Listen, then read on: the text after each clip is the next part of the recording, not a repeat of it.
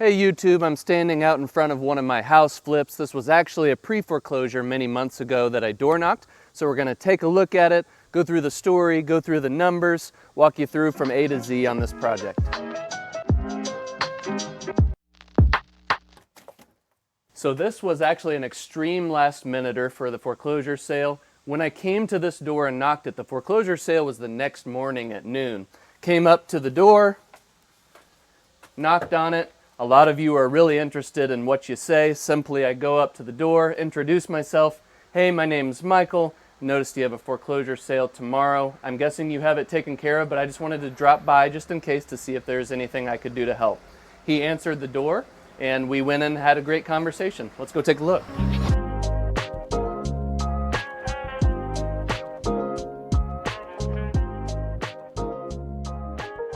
So this is actually the first time that I've been back in the house since I got the contract. The house was really in pretty good shape. The seller had lost their job. They were an electrician going through a divorce and had no income and was down to his last 12 hours before foreclosure sale. I remember sitting right over here. We were going through all of his options: reinstatement, a loan modification, Chapter 13, bankruptcy, cash sale, subject to. And he loved the idea of subject to, and he could stay in the house long term. But he just wasn't sold. He was kind of indecisive, as many of these people are. So he was like, I just want to think about it. Get back to me tomorrow.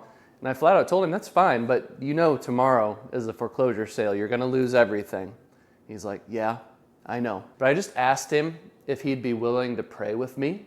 So I prayed with him, prayed over his situation and his decision making, and that he would choose the right thing for him. Then once we stopped praying, he kind of looked up at me and he was like, you're different, aren't you? And he was like, let's go ahead and sign the contract.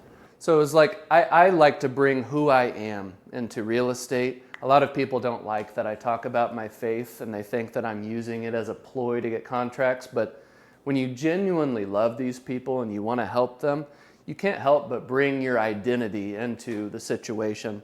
So we were able to pray, we signed the contract, then I had to go like crazy over the next 10 or 12 hours to get the sale stopped. Fortunately, we did. We were able to buy the house subject to. So let's take a look at the house, and I'll keep kind of telling you the story as we go.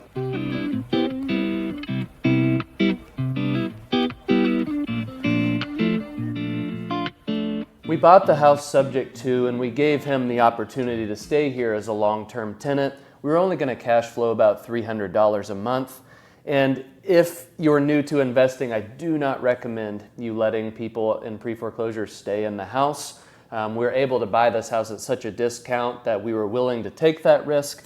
Unfortunately, the seller was not able to keep up with their payments. So we ended up having to help him move out, and we were actually going to refresh the house and keep it as a rental. Unfortunately, where I live in Jackson County, Missouri, they did a re-tax assessment. The taxes went through the roof, and the property wasn't going to cash flow anymore. So we decided to flip the house and relist it and get it sold. So we're here to take a look.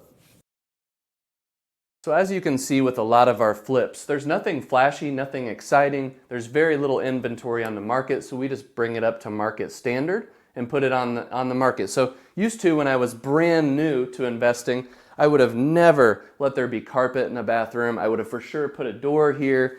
I would have changed out all the countertops. All these things add up to tens of thousands of dollars.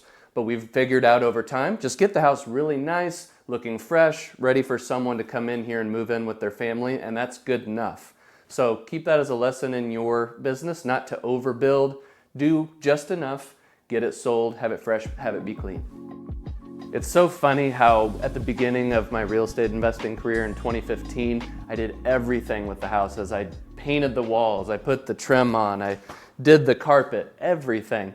And now I'm to the point where we're scaled enough to where I don't even go to the houses. I have no idea what the finishes are. Someone's picking it all out for me. So it's kind of a surprise when I come into these houses, but that's how your business should be. You shouldn't be working in the business like that. You should be working on your business and enabling your employees to make decisions for you so that you can work on those leveraged activities that bring the company the most revenue. So here's kind of a breakdown on the numbers on the house. We actually bought the house subject to for $180,000. Then there was a pretty major disappointment in that the house had about a $35,000 partial claim on it. In the past, the seller had been behind before. He got a federal grant to pay back those arrears. So it added up to that $35,000 and it had to be paid off at the time of closing. So that was a big hit to the budget. So we ended up being at about $215,000 into it. Then I think we put, give or take, $40,000 to $45,000 in the house. If my numbers are almost accurate, I'd say we were $260,000, $270,000 in the house, and currently it's listed for $350,000. We're being a little bit aggressive on that number, so I would anticipate we probably sell it for $340,000, have about $20,000 in closing costs, and Austin, you might have to do the math when we do it on the back end, but I'm anticipating somewhere in the $35,000 to $50,000 profit range on this house. Pursuing niche deals like this one can definitely change your life. All I had to do was come to a guy that was extremely motivated, knock on his door, truly care about him, lay out his options, and because of that, $40,000 or so will go into our company's pocket. I only have a handful of hours into this deal. So imagine if you're at a W-2, if you're at a job that you don't like, what if you did this on the side? You went to extremely motivated properties like this one. What if you were able to extract yourself out of that job and do something like this full time that is really gratifying for you, provides a lot of value for the seller? I can teach you that and much, much more about real estate investing. If you're interested in learning more, check out the links below. I would love it. It would mean a lot to me if you would like, subscribe, comment. I'll see you in the next one.